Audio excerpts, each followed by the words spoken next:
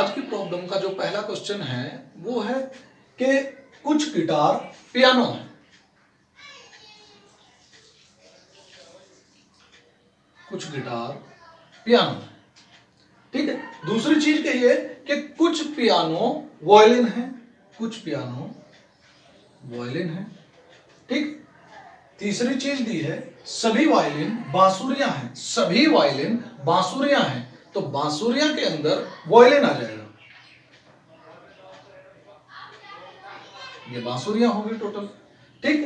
तीसरी चीज दी है कि सभी बांसुरियां वीणाएं हैं, सभी बांसुरियां वीणाएं हैं, तो वीणाओं के अंदर आ गया क्या, बांसुरी, ठीक है।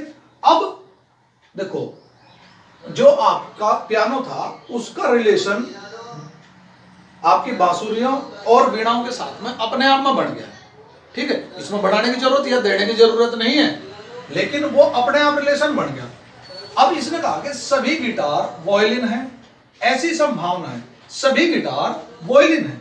अब गिटार का और वायलिन का कोई रिलेशन हमें नहीं दिया है, ठीक है। लेकिन अगर हमें गिटार और वायलिन का रिलेशन नहीं दिया है तो एक डायग्राम ये भी बन सकता है, ये आपके पियानो होंगे, ये आपका गिटार, संभावना है केवल, ये आपका वायलिन, ये आपकी बांसुरियां और ये आपका वीणा है। तो अब देखो मना तो नहीं किया, संभावना है तो संभावना है तो ये इसके अंदर आ गया। अगर संभावना लिखा हुआ है, ऐसी संभावना है तो बात सही है। अगर ये चीज इसमें ना दी गई होती, वो कहता कि सभी गिटार वायलिन हैं, तो आपका जो निष्कर्ष था वो गलत हो जाता तुरंत, ठीक है।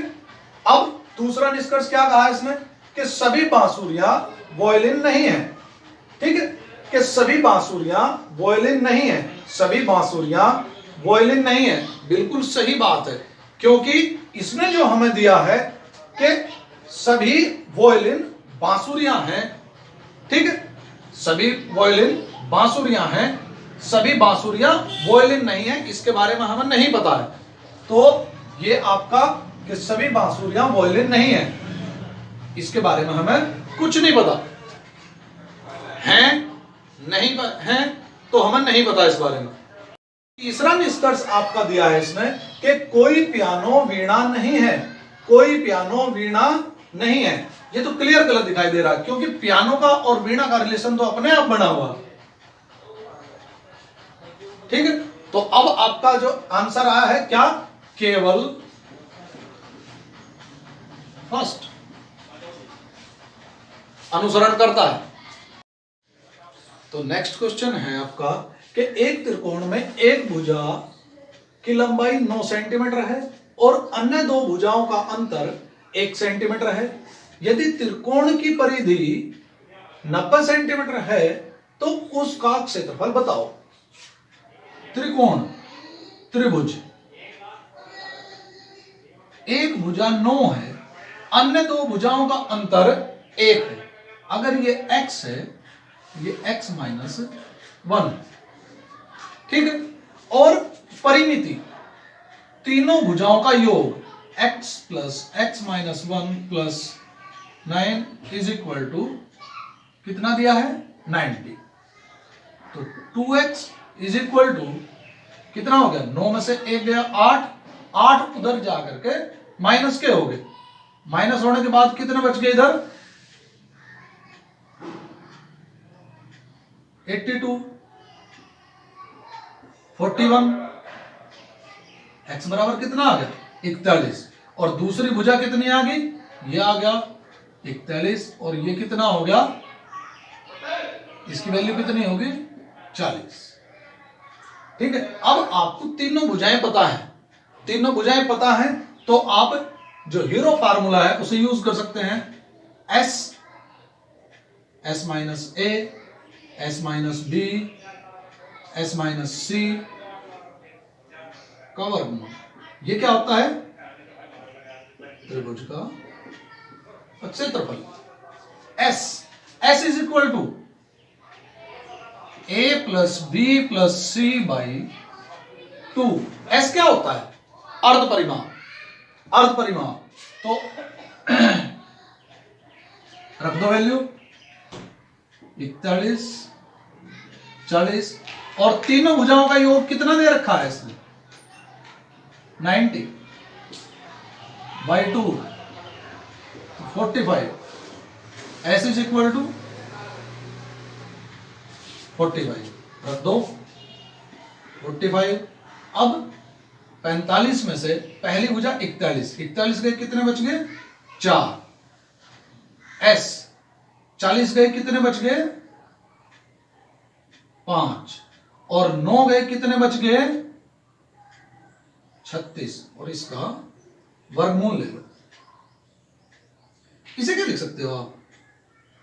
9 पंजे 45, 9 पंजे 45, 9 का बाहर आ गया कितना? 3, 2 5 है, 1 5, इस 4 का कितना आया?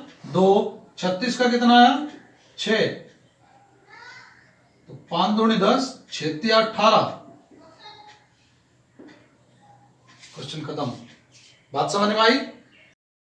तो नेक्स्ट क्वेश्चन है आपका कि किसी संख्या का 40% दूसरी संख्या के 30% से 330 अधिक है। इतनी ही बात को सॉल्व करो। पहली संख्या का 40% बराबर है दूसरी संख्या के 30% से 330 अधिक है। ठीक है, पहली बात होगी। दूसरी बात क्या कही? यदि दूसरी संख्या ऊपर उल्लेखित अंतर के 3 गुने से 90 कम है। ऊपर उल्लेखित अंतर कितना है? 330। 330। अब 330 का 3 गुना से 90 कम, 990, 990 माइनस 90 900। ये किसका मान आ गया? दूसरी संख्या का। ठीक है, दूसरी संख्या कितनी होगी? 900। ये मान यहां रख दो। तो पहली का 40% बराबर है 900 का 30/100 प्लस 330। ठीक है, 9 तिया 27, 270 प्लस 330 कितना हो गया? 600। तो पहली का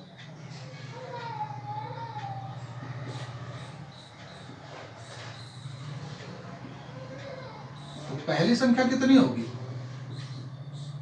1500। ठीक है, अब पहली संख्या पता चल गई आपको, दूसरी संख्या पता चल गई। तो उसने कहा तो पहली संख्या के 4/5वें हिस्से का मान, तो पहली संख्या के 4/5वें हिस्से का मान 5 तिया 15, 1200। दूसरी संख्या का कितना प्रतिशत है? दूसरी संख्या कितनी है?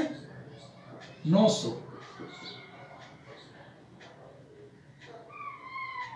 ठीक है, 9 एकम 9, 3, 9 तिया 27।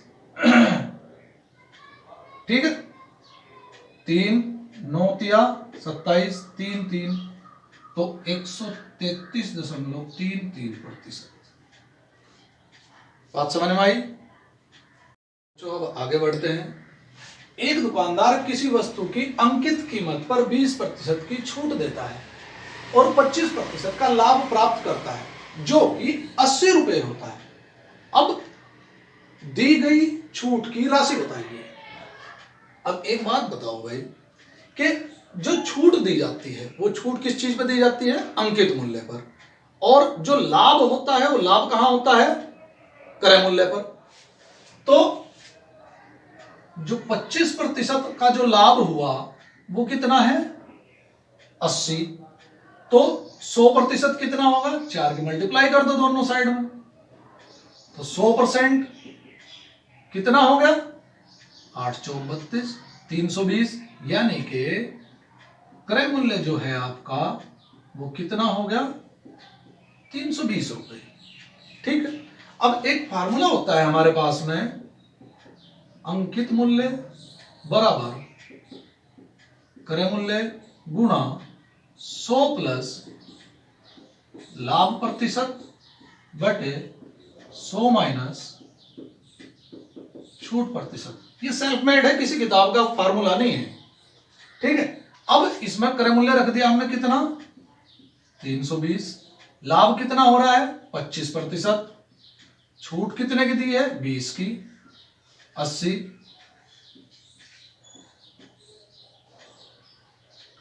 कितना आ गया 500 रुपए अंकित मूल्य। अब अंकित मूल्य 500 आ गया। उसने कहा कि छूट की राशि बताइए। छूट किस पे दी गई थी अंकित मूल्य पर, और अंकित मूल्य पर कितनी छूट दी गई थी 20%। 500 का 20% निकाल दो, 20 पंजे 100 रुपए की छूट, ठीक है। तो बच्चों आगे बढ़ते हैं। नेक्स्ट क्वेश्चन है कि एलिमिनेशन के सभी अक्षरों को कितने तरीके से पुनः व्यवस्थित किया जा सकता है ताकि दिए गए शब्दों में सभी व्यंजन हमेशा एक साथ हों। अब सबसे पहली चीज हमें इसमें क्या जरूरत होती है, कुल अक्षर कितने हैं,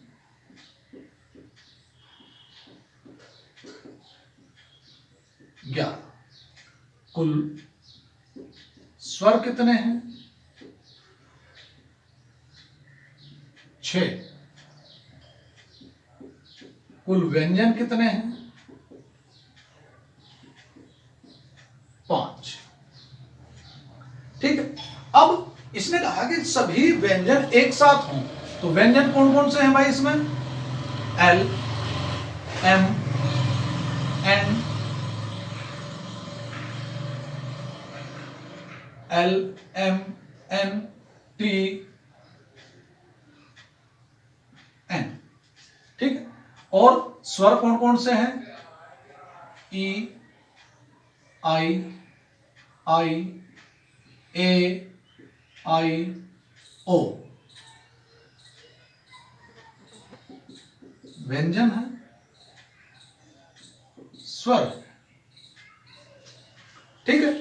अब इसमें दूसरी चीज क्या होती है, अब कितने अक्षर रिपीट हैं, आई 3 बार रिपीट है, यहां एन 2 बार रिपीट हो रहा है, ठीक है। अब उसने कहा है कि सभी व्यंजन एक साथ हों, तो ये क्या बन गया पूरा एक अक्षर, इसे हम एक ही साथ यूज करेंगे, कभी कैसे भी यूज करेंगे हम। तो इसमें क्या करेंगे, जब 5 के 5 अक्षर फैक्टोरियल 5, लेकिन किस अंक का रिपीटिशन है, एन का कितनी बार है 2। जिस अंक का रिपीटिशन होता है वो क्या करते हैं हम बटे में लिख लेते हैं। अब एक अक्षर ये और 6 अक्षर ये, क्योंकि ये जो व्यंजन है ये ई के बाद भी आ सकते हैं, आई के बाद भी आ सकते हैं, इस आई के बाद भी आ सकते हैं, तो लेकिन रहेंगे एक साथ, तो ये पूरा एक अक्षर मान लेते हैं हम, 6 ये 1 ये, तो फैक्टोरियल 7। और किसकी रिपीटिशन है आई का, फैक्टोरियल 3। सॉल्व कर दो आंसर, ठीक है। अब इसे हम सॉल्व करेंगे, तो फैक्टोरियल 5 को क्या सॉल्व कर सकता हूं भाई मैं, 5 गुना 4 गुना 3 गुना फैक्टोरियल 2 बटे फैक्टोरियल 2 गुना 7 गुना 6 गुना 5 गुना 4 गुना फैक्टोरियल 3 बटे में फैक्टोरियल 3, ये कैंसिल आउट हो गया, ठीक है। अब इनकी मल्टीप्लाई कर दो, 5 चौक 20 और 20 दिया 60, ठीक है। 5 7 छंग 42, 5 चौक 20 और 42 दूनी 84, ठीक है। और 2 0, 6 चौक 24 और 8 छंग 48 और 2 50। क्वेश्चन खत्म हो गया आपका। तो आगे बढ़ते हैं। आगे क्या कहा इसमें कि नीचे दिए गए द्विघात समीकरणों को हल करें और m व n के बीच का संबंध ज्ञात करें। अब पहली जो द्विघात समीकरण दी है इसने कहा है कि m² माइनस 10m प्लस के 21 इज इक्वल टू 0। अब यहां माइनस है, ठीक है, 21 के ऐसे टुकड़े कि जोड़ करके 10 आ जाए। ठीक है, 7 तिया 21। तो m की जो वैल्यू है वो कितनी आ गई, 7 और 3। अगर यहां माइनस है और यहां प्लस है तब की कंडीशन है ये, अदरवाइज ये पूरी क्लियरिटी कहां होगी, द्विघात वाले चैप्टर में। दूसरी इक्वेशन क्या दी है इसने, n स्क्वायर माइनस के 15n प्लस के 56 बराबर 0। ठीक है, 56 के ऐसे टुकड़े के जोड़ करके 15 आ जाए तो क्या हो सकते हैं 56 के ऐसे टुकड़े, सतोठी 56। तो m इज इक्वल टू 7 गुना n इज इक्वल टू 7 गुना 8। अब देखो, अब एक कंडीशन में m is equal to n is equal to 7 है और दूसरी कंडीशन में n इज ग्रेटर देन है m किसके, क्योंकि m की वैल्यू 8 है, n की वैल्यू 8 है, m की वैल्यू 3 है।